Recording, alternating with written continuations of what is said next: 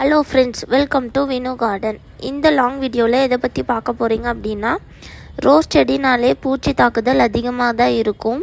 அது எல்லா வீட்லேயும் நடக்கக்கூடிய ஒரு இயல்பான ஒரு விஷயம்தான். அதுக்காக நம்ம வருத்தப்பட தேவையில்லை. அது ஈஸியாகவே விரட்டி அடிச்சிடலாம். அது எப்படி விரட்டி அடிக்கணும் அப்படின்னு பார்த்துட்டிங்கன்னா, வேப்ப எண்ணெய் தான்.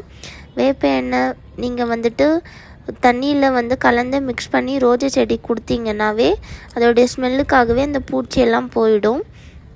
நான் எப்படி செய்கிறேன் அப்படிங்கிறது இந்த வீடியோவில் உங்களுக்கு எக்ஸ்பிளைன் பண்ணுறேன். நான் ரோஜா செடி எத்தனை இருக்குது அப்படின்னு அதுக்கேற்ற மாதிரி வேப்ப எண்ணெய் எடுத்துக்கிறேன்.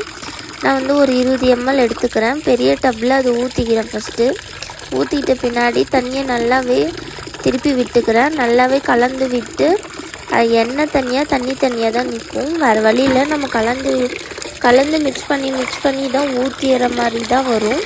அந்த மாதிரி நீங்கள் கலந்து விட்டுக்கிட்டே இருங்க. கலந்து விட்டுக்கிட்டு ஒரு ரெண்டு மக்கு இல்லை 1 மக்கு போல் ஒரு செடி இலைகள் மேலே நீங்கள் நல்லாவே தெளித்து அடித்து ஊற்றிட்டு, அதாவது இலைகளும் பூகளும் காயப்படாமல் நீங்கள் ஊற்றிட்டு வந்தீங்கன்னா கண்டிப்பாக பூச்சி பகுதியிலேருந்து ரோஜா செடி நம்ம காப்பாற்றிடலாம்.